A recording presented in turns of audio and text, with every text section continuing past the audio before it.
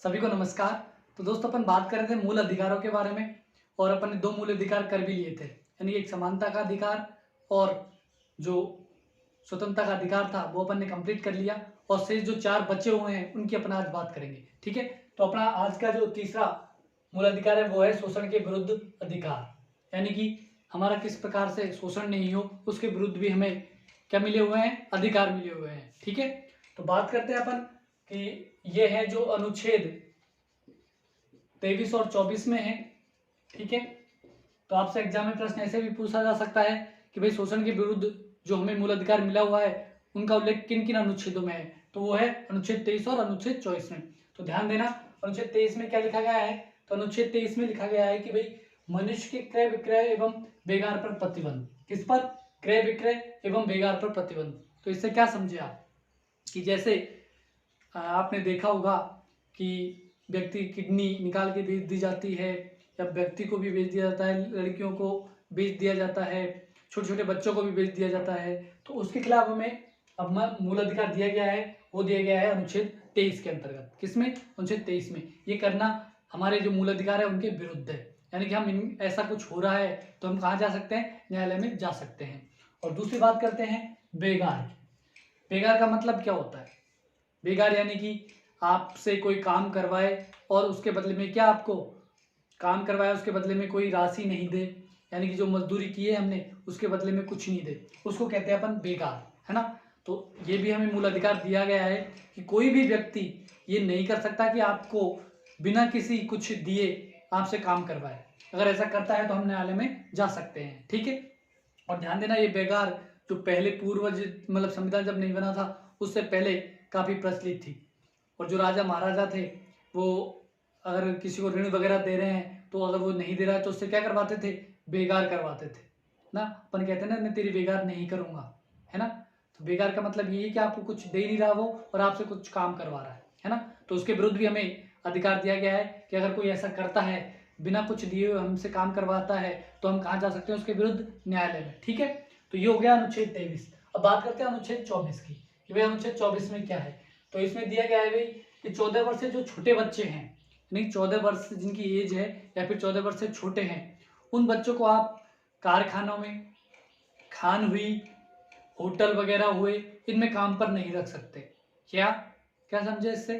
कि भाई 14 वर्ष या उससे छोटे जो बच्चे हैं उनको अपन काम पर नहीं लगा सकते। ये उनको अधिकार दिया गया है अनुच्छेद 25 में, सॉरी 24 में, अनुच्छेद 24 में। ठीक है, तो इस चीज़ का ध्यान रखना। अनुच्छेद 24 है वो 14 वर्ष या उससे छोटे बच्चों से रिलेटेड है और उसमें यह अधिकार दिया गया है कि उनसे हम कहाँ पर? कारखानों में, खानों में या फिर कोई ऐसे जोखिमपूर्ण कार्य है जो नहीं होनी करनी चाहिए उन जगहों पर अपन उनको क्या नहीं कर सकते? काम पर नहीं लगा सकते। ठीक है, ये उनका मूल अधिकार है। ठीक है, अब बात करते हैं अगले जो अधिकार दिया गया है हमें, वो दिया गया है धार्मिक स्वतंत्रता का अधिकार। क्या? धार्मिक स्वतंत्रता का अधिकार। तो आपको पता होगा कि भारत एक ऐसा देश है, धर्मनिरपेक्ष देश है क्या नहीं? धर्मनिरपेक्ष। तो हमें जो हमारे मूल अधिकार है उनमें भी हमें क्या दिया गया है? धार्मिक स्वतंत्रता का अधिकार, यानी कि हम किसी भी धर्म को अपना सकते हैं, ऐसा करने का अधिकार दिया गया है हमें। जो हमारा मूल अधिकार है चौथा, धार्मिक स्वतंत्रता का अधिकार, इसमें। अब बात करते हैं ये कहाँ से कहाँ तक है, तो ये है अनुच्छेद 25 से 28 तक। कहाँ तक? 25 से 28 तक इनका उल्लेख किया गया है। और ध्यान देना इसमें क्या क्या चीज है उनके बारे में। तो एक तो क्या कि लोक व्यवस्था, सदाचार और स्वास्थ्य के अधीन। कैसे? लोक व्यवस्था, सदाचार, स्वास्थ्य के अधीन रहते हुए कोई भी व्यक्ति किसी भी धर्म को अपनाने, आचरण करने, उसमें विश्वास रखने और उसका प्रचार प्रसार करने के लिए स्वतंत्र होगा। किस प्रकार से? किन आधारों पर? लोक व्यवस्था, सदाचार, स्वास्थ्य, इनके अधीन रहते हुए व्यक्ति, किनके अधीन रहते हुए? लोक व्यवस्था, सदाचार और स्वास्थ्य के अधीन रहते हुए किसी भी धर्म को वो अपना सकता है, उसका आचरण कर सकता है, उसमें विश्वास रख सकता है, उसका प्रचार प्रसार कर सकता है। ये अधिकार दिया है हमें कौन से अनुच्छेद में? अनुच्छेद 25 में। ठीक है, तो ध्यान रखना अनुच्छेद 25 किससे रिलेटेड है? तो अनुच्छेद 25 में हमको किसी भी धर्म को मानने, उसे अपनाने या फिर उसका आचरण करने, विश्वास करने, इन सब का अधिकार दिया गया है, लेकिन इन तीनों के आधार पर। किस आधार पर? लोक व्यवस्था, सदाचार और स्वास्थ्य के अधीन रहते हुए। ठीक है, और बात करें अनुच्छेद 26 की कि भाई अनुच्छेद 26 में क्या है, तो अनुच्छेद 26 में भी इसी प्रकार से लोक व्यवस्था, सदाचार एवं स्वास्थ्य के अधीन रहते हुए, किसके अधीन रहते हुए?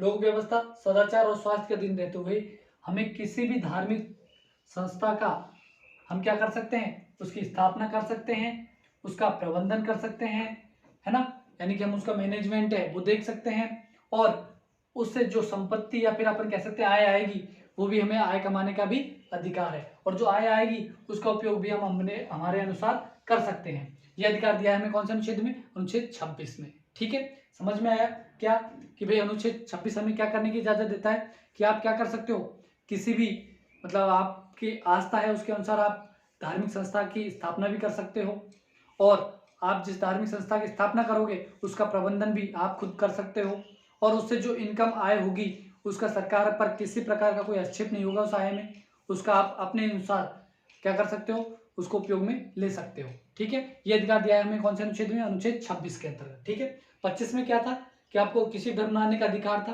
अनुच्छेद 26 क्या कहता है कि आप कोई भी धार्मिक संस्था की स्थापना करवा सकते हो। ठीक है, तो इन दोनों को अच्छे से समझना। अब बात करते हैं अनुच्छेद 27 की। कौन से अनुच्छेद की? अनुच्छेद 27 की। तो अनुच्छेद 27 में क्या है कि भाई जो सरकार है वो हमें हमसे क्या कि धर्म के आधार पर हमसे कर वगैरह नहीं ले सकती, यानी जो कर वगैरह लिए जाते हैं तो सरकार है जो हम कर वगैरह देते हैं उसका उपयोग कहाँ पर नहीं ले सकती?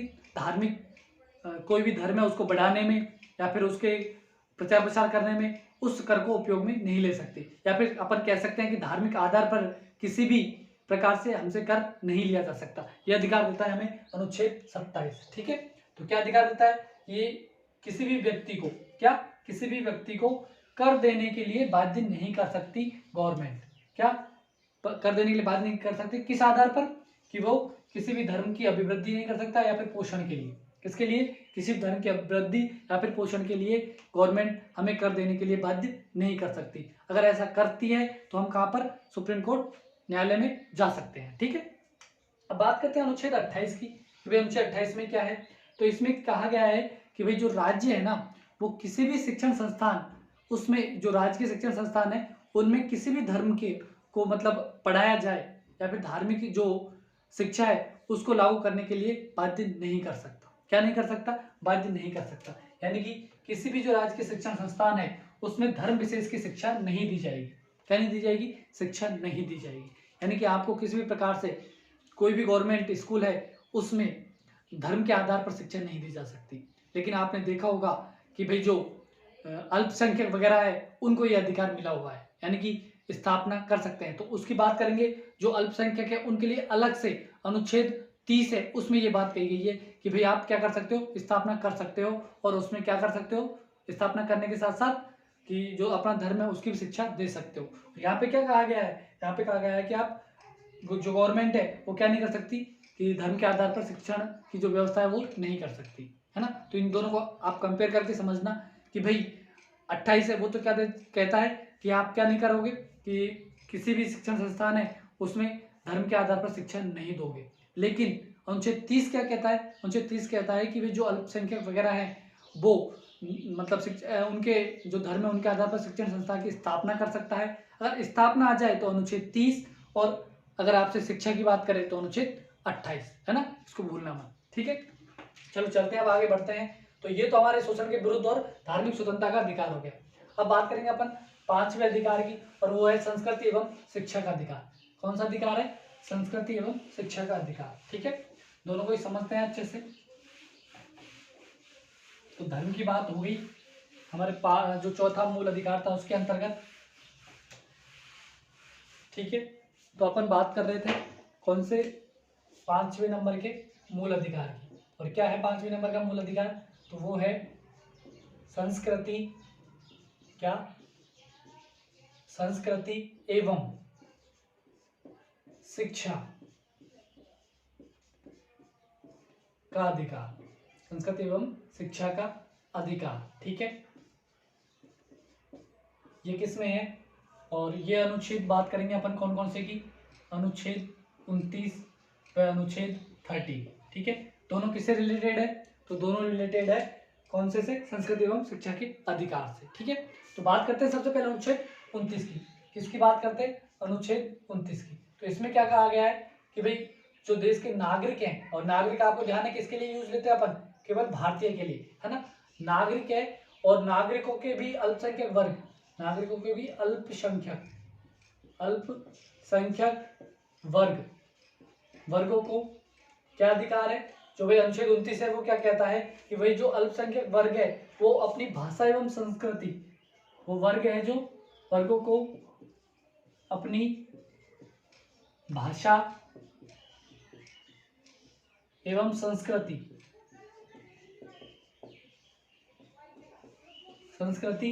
के आधार पर, संस्कृति के आधार पर, या फिर लिपि भी ले लो, यहाँ पर क्या लिपि भी ले सकते हो आप, कि भाई जो नागरिक है और नागरिकों में कौन अल्पसंख्यक वर्ग के, वो अपनी भाषा एवं संस्कृति और लिपि के आधार पर क्या कर सकते हैं, के आधार पर लिपि के आधार पर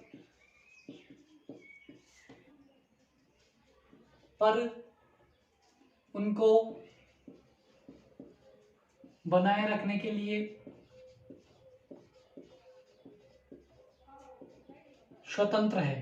क्या है, स्वतंत्र है। ठीक है, मतलब क्या कि भाई जो अल्पसंख्यक है, अल्पसंख्यक वर्ग के जो लोग हैं वो अपनी भाषा, संस्कृति, लिपि उनको बनाए रखने के लिए क्या है, स्वतंत्र है ना। ये कहा गया है अनुच्छेद 29 में, यानी कि वो अपनी जो भाषा है, संस्कृति है, उसको बनाए रख सकते हैं, उन पर किसी प्रकार का सरकार प्रतिबंध नहीं लगा सकती। ठीक है, और बात करें अनुच्छेद 30 की, कि भाई अनुच्छेद 30 में क्या है, हाँ यहाँ एक चीज और ध्यान रखना कि भाई उनको बनाए रखने के लिए स्वतंत्र है, और एक चीज और कि क्या, कि वो जो सरकार है, सरकार क्या नहीं करेगी, इसमें भेदभाव नहीं करेगी। किस आधार पर, भेदभाव नहीं करेगी, भेदभाव नहीं करेगी। किस आधार पर, जाति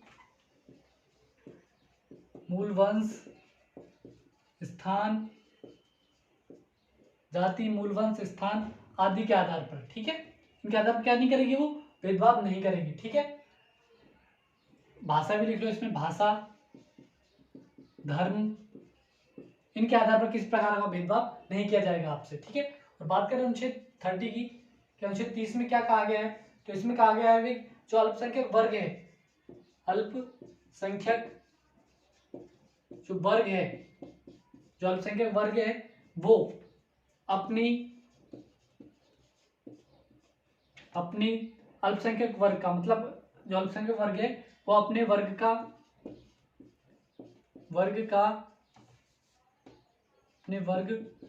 का शिक्षण संस्थान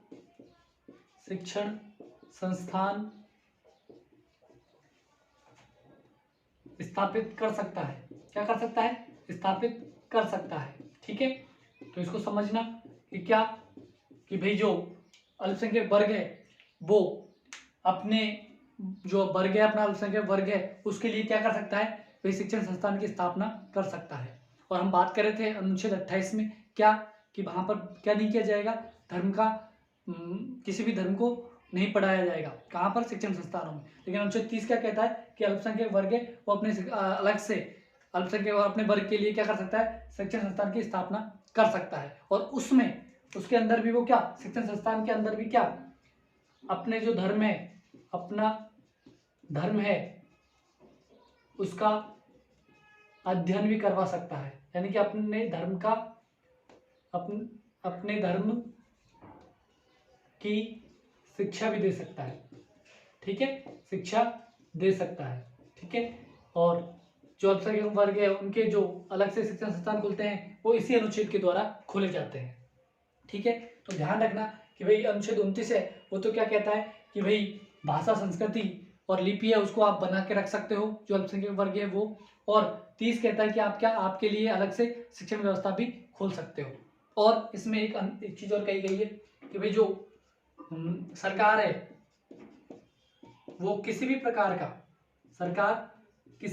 का भेदभाव नहीं करेगी, किसी भी प्रकार का भेदभाव नहीं करेगी। लेकिन किस संदर्भ में, कि जो अनुदान दिया जाता है शिक्षण संस्थानों को, जो अनुदान दिया जाता है उसके द्वारा, यानी कि बराबर जैसे और शिक्षण संस्थान उनको अनुदान दिया जाता है, उसी प्रकार ये जो अल्पसंख्यक शिक्षण संस्थान है उनको भी गवर्नमेंट अनुदान देगी, उनमें किसी प्रकार का भेदभाव नहीं कर सकती। अगर ऐसा होता है तो क्या कर सकते हैं, आप कोर्ट का दरवाजा खटखटा सकते हैं। ठीक है, तो ये बात हो गई अनुच्छेद 29 और अनुच्छेद 30 की। ठीक है, अब आगे बढ़ते हैं अपन और बात करते हैं जो हमारा लास्ट मूल अधिकार है उसकी, और उसका जो उल्लेख मिलता है वो कहाँ पर मिलता है, वो अनुच्छेद 32 में मिलता है। कहाँ पर, अनुच्छेद 32 में। और क्या है छठा जो अपना मूल अधिकार है वो है संवैधानिक उपचारों का अधिकार। क्या है, संवैधानिक उपचारों का अधिकार। ठीक है, तो बात करते हैं अपन मूल अधिकार छठे नंबर की, और ये है संवैधानिक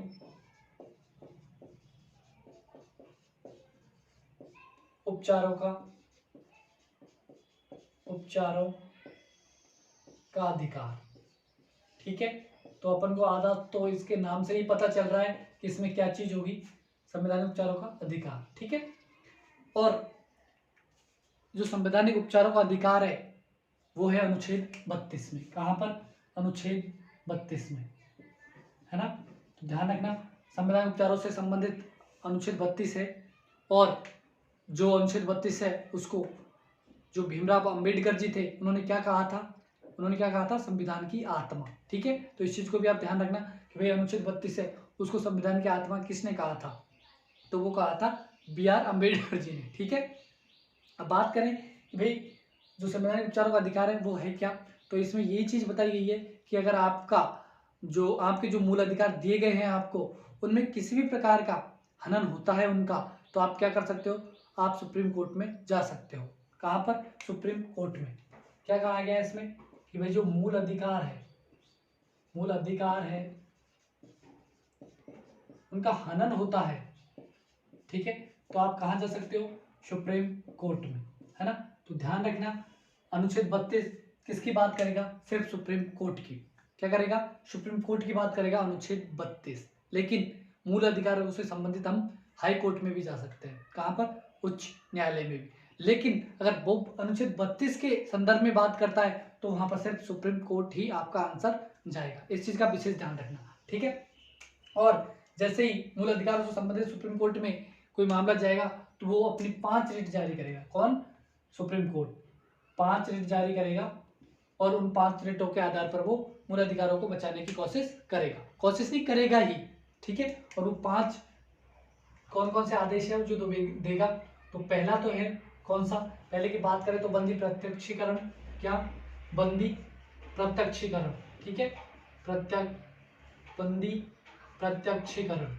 ठीक है, इनको एक एक को अपन समझेंगे, ये काफी इंपॉर्टेंट भी है आपके एग्जाम की दृष्टि से और वैसे भी। ठीक है, और दूसरे की बात करें अपन, बंदी एक तो हो गया बंदी प्रतिक्षण, दूसरे की बात करें तो परमादेश। क्या, परमादेश। ठीक है, तीसरे की बात करें अपन परमादेश के बाद, तो तीसरा आ जाएगा परमादेश के बाद प्रतिषेध। क्या आ जाएगा, प्रतिषेध। ठीक है, प्रतिषेध। बात करें चौथे की, तो चौथा है वो आ जाएगा क्या, उत्प्रेषण। क्या, प्रेक्षण। ठीक है, और बात करें अपन पांचवी की, तो ये आ जाएगा अधिकार रक्षा। क्या आ जाएगा, अधिकार रक्षा। ठीक है, ये 5 प्रकार की रिट जारी कर सकता है कौन, तो ये करेगा कौन, सुप्रीम कोर्ट। ठीक है, और एक एक को समझते हैं। यहाँ पर बहुत सौ को क्या होती है, प्रॉब्लम होती है। क्या प्रॉब्लम, इनको रटता है वो, है ना। तो मैं जो बताऊंगा तरीका उस हिसाब से आप याद करना, तो आपको कभी भी इनको रटने की जरूरत नहीं पड़ेगी। वो कैसे, देखो इसमें क्या है, बंदी है, और बंदी का क्या है, प्रत्यक्षीकरण है। तो ध्यान रखना अपन ने अनुच्छेद 22(2) पढ़ा था। क्या पढ़ा था, अनुच्छेद 22(2), उसमें क्या था कि भाई किसी जो जिसने अपराध किया है, अपराधी है, और उसको अपन गिरफ्तार कर लेते हैं, तो उसको अपन क्या करते हैं, 24 घंटे में न्यायालय के समक्ष, मजिस्ट्रेट के समक्ष क्या करते हैं, उपस्थित करते हैं। तो वही चीज यहाँ पर है क्या, कि भाई जो बंदी बनाया गया है, क्या बनाया गया है, बंदी बनाया गया है, जिसको बंदी बनाया गया है उसको क्या करोगे आप, क्या करोगे, सुप्रीम कोर्ट के समक्ष क्या करोगे, प्रस्तुत करोगे, सुप्रीम कोर्ट के समक्ष प्रस्तुत करोगे। ठीक है, कहाँ प्रस्तुत करोगे, सुप्रीम कोर्ट के समक्ष, कितने घंटे में, 24 आवर में। ठीक है, तो ये चीज़ कही गई है भाई बंदी प्रत्यक्षीकरण में क्या आता है कि भाई सुप्रीम कोर्ट के मामला गया और उसको लगा कि भाई ये बंदी प्रत्यक्षीकरण से संबंधित है, तो वो सबसे पहले आदेश जारी करेगा कि आप क्या करो, जिसको आपने बंदी बनाया है उसको आप 24 घंटे के अंदर सुप्रीम कोर्ट के सामने उपस्थित करो। यानी कि हो गया कि नहीं, समक्ष, यानी प्रत्यक्ष हो गया, प्रत्यक्ष लाओ बंदी को, कहाँ पर लाओ, प्रत्यक्ष लाओ, कहाँ पर, सुप्रीम कोर्ट। ठीक है, तो ये बात हो गई बंदी प्रत्यक्षीकरण से। ठीक है, तो कभी भूलोगे कि भाई बंदी प्रत्यक्षीकरण का क्या मतलब है और ये कैसी स्थिति में ये रिट सुप्रीम कोर्ट जारी करता है। तो जब भाई किसी बंदी को, किसी अपराधी को बंदी बना लिया जाता है और उसको सुप्रीम कोर्ट में जब न्यायालय में मतलब जो सुप्रीम कोर्ट है हमारा वहाँ पर उपस्थित नहीं किया जाता, तो ये रिट जारी की जाती है सुप्रीम कोर्ट के द्वारा। ठीक है, अब बात करें दूसरे की, परमादेश की। तो ध्यान रखना इसमें क्या आ रहा है, परम आदेश है क्या नहीं, परम आदेश है। यानी परम आदेश किसका, सुप्रीम कोर्ट का परम आदेश है क्या, कि भाई जो आपका अधिकार क्षेत्र है उसमें जो आपको काम करना है उसको आप काम करोगे। क्या, कि भाई जो आपका अधिकार क्षेत्र है, अधिकार क्षेत्र का कार्य है वो आप करो, कार्य को, आपके अधिकार क्षेत्र के कार्य को करना है। तो ये क्या आदेश देता है कि आपके क्षेत्र का जो कार्य है उसको आपको करना है, करना ही पड़ेगा। यानी कि आपके क्षेत्र उसका कोई मामला है तो उसको आप देखो, जाके क्या करो, देखो। ये आदेश देगा कौन, परमादेश। और ये किस प्रकार से रिट जारी होगी कि भाई कोई ऐसा है कि हमारे साथ कुछ गलत हो रहा है और कोई अधिकारी वो हमारी नहीं सुन रहा, तो इस स्थिति में जो सुप्रीम कोर्ट है उस अधिकारी को आदेश देगा कि आपके अधिकार क्षेत्र का ये मामला है और इसको जाकर आप देखो। ठीक है, ये आदेश जारी करेगा कौन, सुप्रीम कोर्ट। ठीक है, अब बात करते हैं प्रतिषेध। क्या, प्रतिषेध। इसमें ध्यान देना कि जैसे भाई ये इसका अधिकार क्षेत्र है, कोई व्यक्ति है इसका अधिकार क्षेत्र ये है और ये क्या कर रहा है, यहाँ तो काम कर ही रहा है लेकिन ये क्या कर रहा है, इसके बाहर जाकर भी क्या कर रहा है, हाथ मार रहा है, यानी वहां भी अपनी चलाने की कोशिश कर रहा है। कौन, जिसका अधिकार यहाँ तक है सिर्फ। तो सुप्रीम कोर्ट क्या आदेश जारी करेगा कि भाई जो आपका अधिकार क्षेत्र है इसके अंदर ही रहो, यहाँ पर मत जाओ, यहाँ पर जाने की क्या करेगा, मना करेगा। और कौन से है उसमें, तो ये करेगा प्रतिषेध के अंतर्गत, इस रिट के अंतर्गत ये मना करेगा। तो क्या समझे इससे कि भाई आपका अधिकार क्षेत्र है, अधिकार क्षेत्र के बाहर कार्य करने पर रोक लगाएगा। क्या लगाएगा, रोक लगाएगा, है ना। यानी कि कोई ऐसा व्यक्ति है या अधिकारी है जो अपने अधिकार क्षेत्र उससे भी बाहर जाकर को काम करता है, यानी कि वहाँ पर भी अपनी चलाने की कोशिश करता है, तो डायरेक्ट जो सुप्रीम कोर्ट है वो उसको आदेश जारी करेगा कि भाई ये आपका अधिकार क्षेत्र नहीं है, आप यहाँ पर अपना कार्य नहीं कर सकते, जो आपका अधिकार क्षेत्र है वहाँ पर जाकर आप अपना कार्य करो।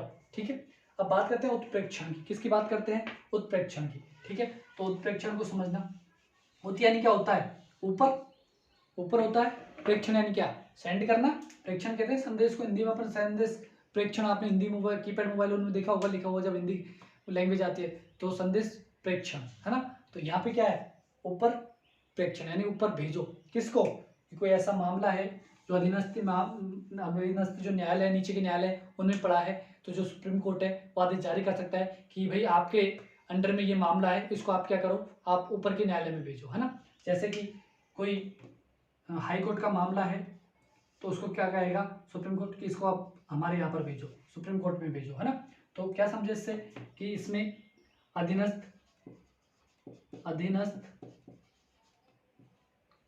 जो कोर्ट है उनको आदेश जारी किया जाता है कि आप क्या करो, ऊपर मामला है उसको क्या भेजो, मामले को ऊपर के न्यायालय में भेजो, न्यायालय में भेजो। ठीक है, ये बात कौन कहेगा, ये कहेगा सुप्रीम कोर्ट। ठीक है, अब अपना बच्चा अधिकार परीक्षा। क्या बच्चा, अधिकार परीक्षा, कि भाई अधिकार परीक्षा में क्या है, तो इसमें भी नाम से समझ में आ रहा है, अधिकार परीक्षा, परीक्षा यानी पूछना। ठीक है, तो अधिकार परीक्षा है तो इसमें क्या है कि भाई कोई ऐसा अधिकारी है और आपको ऐसा लग रहा है कि भाई जो वो इस पोस्ट पे है उसके लायक ही नहीं है। क्या नहीं है, उसके लायक ही नहीं है, उसके पास ऐसे कोई डिग्री नहीं है, लेकिन वो वहाँ पर किस प्रकार से पहुँचा, ऐसा आपको शक होता है तो आप सुप्रीम कोर्ट में जा सकते हो और सुप्रीम कोर्ट इसके अंदर में वो क्या करेगा, एक अधिकार परीक्षा जारी करेगा। और जो अधिकारी है या फिर कोई भी है उससे क्या करेगा, वो कहेगा कि भाई आपकी जो नियुक्ति की गई है, नियुक्ति की गई है उसका आधार क्या है, वो आप क्या करो, प्रस्तुत करो, आधार प्रस्तुत करो। आपकी नियुक्ति किन आधारों पर की गई है, नियुक्ति के संदर्भ में जो प्रमाण है आपके पास उनको हमारे सामने लेकर आओ। क्या, नियुक्ति के जो प्रमाण है उनको हमारे सामने लेकर आओ कि भाई आपकी नियुक्ति इन आधारों पर इसमें की गई है। ये बात करता है अनुच्छेद कौन सा, संवैधानिक उत्तरदायित्व अधिकार जो अनुच्छेद 32 इसमें। ठीक है, तो ये 5 प्रकार की रिट जारी होती है। कौन कौन सी समझ में आया कि भाई बंदी प्रशिक्षण यानी कि बंदी है उसको क्या करो, प्रत्यक्ष लेकर आओ। ठीक है, तो इसमें कोई रटने की जरूरत नहीं है। बात करें परमादेश, क्या परमादेश इसमें आ रहा है, इसमें परमादेश, किसका परमादेश, सुप्रीम कोर्ट का परमादेश कि भाई आप अपने अधिकार क्षेत्र में ही काम करो। ठीक है, बात करें प्रतिषेध, प्रतिषेध यानी कि रोकना, एक तरह से रोका जा रहा है किसको, किसी भी अधिकारी को, भाई आप अपने अधिकार क्षेत्र में कार्य करो, इससे बाहर मत जाओ। ठीक है, उत्प्रेक्षण, उत्प्रेक्षण यानी उत यानी ऊपर, प्रेक्षण यानी क्या, भेजना, क्या करो कि आपके अधीन कोई मामला ऐसा है तो उसको क्या करो, ऊपर के न्यायालय में सेंड करो। ये भी रिट कौन जारी कर सकता है, सुप्रीम कोर्ट। ठीक है, और बात लास्ट की करते हैं अपन अधिकार परीक्षा की। अधिकार परीक्षा यानी कि अधिकार आपका जो मतलब अधिकारी है कोई, उसको किस संदर्भ में उस पोस्ट मिली है, उसका आधार क्या है, उनके संबंध में भी क्या कर सकता है, रिट जारी कर सकता है कि अपनी नियुक्ति है उसके प्रमाण आप प्रस्तुत करो। ठीक है, तो ये बात हो गई अनुच्छेद 32 की, और अपना जो मूल अधिकार है वो भी खत्म होते हैं। लेकिन आपको जब पता हो, अपन ने मूल अधिकार पढ़े थे, स्टार्टिंग किया था, तब आपको बताया था कि भाई अनुच्छेद 12 से 35 तक, कहाँ से, अनुच्छेद 12 से 35 तक की अपन बात करते हैं मूल अधिकारों के अंतर्गत। तो अपने तो 32 हुए, तो 3 मूल अधिकार कहाँ गए। ठीक है, तो वैसे तो मूल अधिकार यही खत्म होते हैं, लेकिन 3 ऐसे भी मूल अधिकार है जिनकी भी अपन बात कर लेते हैं। ठीक है, और एक चीज आपने ध्यान नहीं दिया कि मैंने आपको 32 पढ़ाया और 32 से पहले पढ़ाया था 30, तो भाई 31वां कहाँ पर गया, कहाँ गया 31वां, तो आपको पता होगा जो संपत्ति का हमारा मूल अधिकार था वो किस में था, वो अनुच्छेद 31 में ही था। लेकिन क्या किया, जो संपत्ति का अधिकार था उसको क्या कर दिया, हटा दिया गया, है ना। संपत्ति का जो मूल अधिकार था उसको हटा दिया गया, तो वही था अनुच्छेद 31 में, इसलिए मैंने आपको नहीं बताया। ठीक है, तो ध्यान रखना अनुच्छेद 21 किससे रिलेटेड था, वो था संपत्ति के मूल अधिकार से। ठीक है, अब बात करते हैं अनुच्छेद किसकी, 33 की। ठीक है, तो हम अनुच्छेद अनुच्छेद 33 की बात करते हैं।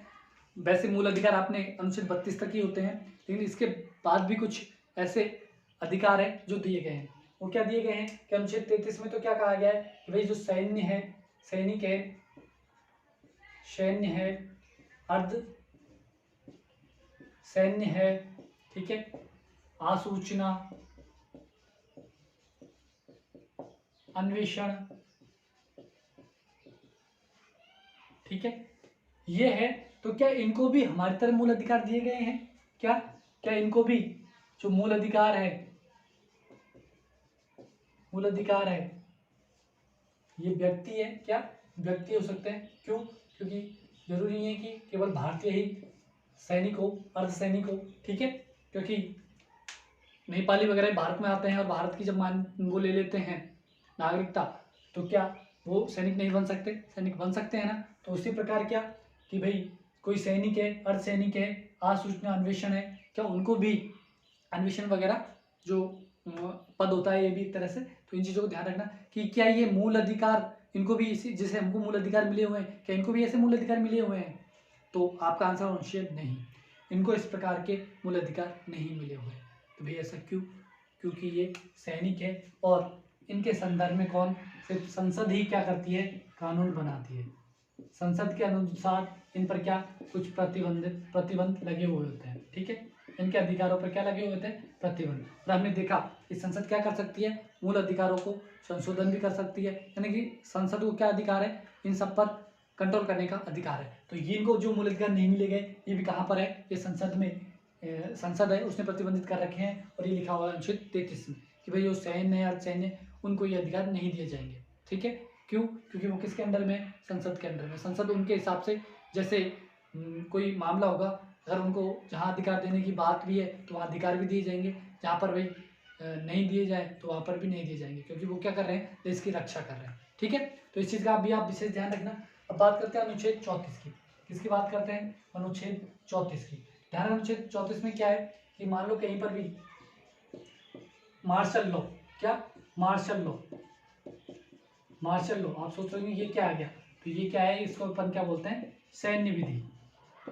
सैन्य विधि यानी कहीं पर भी सैन्य विधि शासन लागू किया गया है तो वहाँ पर सीधी सी बात है कि वहाँ के जो नागरिक हैं, व्यक्ति है, उनको उनके जो मूल अधिकार है उनका हनन होगा। होगा कि नहीं होगा? सैन्य शासन लगा हुआ है तो वहाँ पर क्या होगा, मूल अधिकारों का हनन होगा। हनन, मूल अधिकारों का क्या होगा, हनन होगा। तो क्या क्या होगा, हनन होगा। तो हनन होने के बाद मूल अधिकारों का हनन होता है तो जो संसद है वो हमारी क्या जारी करेगी, वो एक अनुच्छेद 34 में लिखा गया है कि जो हमारी संसद है वो क्या करेगी, संसद ये मूल अधिकार है उनकी क्षतिपूर्ति करने के लिए, यानी कि भरपाई करने के लिए, क्या करने के लिए, भरपाई करने के लिए विशेष प्रावधान करेगी। क्या करेगी, प्रावधान करेगी या फिर आदेश देगी। क्या क्या समझे इससे कि भाई कहीं पर भी जैसे मान लो सैन्य शासन लग जाता है, जिसको अपन मार्शल लॉ कह सकते हैं, क्योंकि आपके एग्जाम में ऐसे ही वर्ड देखने को मिलते हैं कि मार्शल लॉ की स्थिति में जो मूल अधिकारों को हनन होता है तो उसके संदर्भ में किसके द्वारा भरपाई की जाएगी, तो ये कौन भरपाई करेगी, ये संसद करेगी। कौन करेगी, संसद इसके लिए कुछ प्रावधान करेगी, कुछ आदेश देगी। ठीक है, तो ध्यान रखना कि ऐसी स्थिति में अगर हमारे मूल अधिकारों का हनन होता है तो जो हमारी संसद है वो उसकी भरपाई करने के लिए क्या करेगी, कुछ ना कुछ आदेश जरूर देगी। ठीक है, अब बात करते हैं आगे अनुच्छेद 35 की। किसकी बात कर रहे हैं अपन, अनुच्छेद 35 की। तो अनुच्छेद 35 में क्या कहा गया है कि भाई मूल अधिकारों से संबंधित कोई भी मामला है, मूल अधिकारों के संबंध में विधि या फिर अपन कह सकते हैं कानून, इनका निर्माण कौन करेगा, इनका निर्माण सिर्फ और सिर्फ कौन करेगी, संसद करेगी। कौन करेगी, संसद करेगी। ठीक है, ये अधिकार दिया है कहाँ पर, अनुच्छेद 35 के अंतर्गत। ठीक है, तो अगर आपसे एग्जाम में प्रश्न पूछा जाए कि भाई मूल अधिकार है उनका हनन हो रहा है तो हम कहाँ पर जा सकते हैं, ऑप्शन मिलेगा आपको हाई कोर्ट, सुप्रीम कोर्ट, और ऑप्शन सी मिलेगा उपयुक्त दोनों, ऑप्शन डी मिलेगा इनमें से कोई नहीं। ठीक है, और एक प्रश्न पूछा जाएगा आपसे क्या कि संवैधानिक उपचारों का जो अधिकार है उसके द्वारा अपन, या फिर संवैधानिक जो उपचारों का अधिकार है उसमें किस न्यायालय की बात की गई है, हाई कोर्ट, सुप्रीम कोर्ट या फिर दोनों की, या फिर इनमें से कोई नहीं। तो अनुच्छेद 32 का नाम आती है, आप समझ जाना किसकी बात हो रही है, सुप्रीम कोर्ट की। अनुच्छेद 32 में सिर्फ सुप्रीम कोर्ट की बात कही गई है, जबकि मूल अधिकारों के संबंध में हम कहाँ पर भी जा सकते हैं, हाई कोर्ट में भी जा सकते हैं। ठीक है, तो ये थे हमारे मूल अधिकार, और मूल अधिकार हमारे कंप्लीट होते हैं। और अगला जो हमारा टॉपिक रहेगा वो रहेगा नीति निर्देशक तत्व। किसकी बात करेंगे, नीति निर्देशक तत्वों की। ठीक है, तो दोस्तों ये कैसी क्लास लगी आपको, आपको कुछ समझ में आ रहा है नहीं आ रहा है, इन सबको आप बताया भी करो। ठीक है, और अगर आपको हमारी क्लासें अच्छी लगती है तो प्लीज़ हमारे चैनल को सब्सक्राइब जरूर कर लेना, ताकि आपको वीडियो निरंतर मिलती रहे। ठीक है, और जो अपन अगला टॉपिक बात करेंगे उसके भी अपन अच्छे से समझने की कोशिश करेंगे। तो मिलते हैं नेक्स्ट क्लास में, तब तक के लिए धन्यवाद। जय हिंद, जय भारत।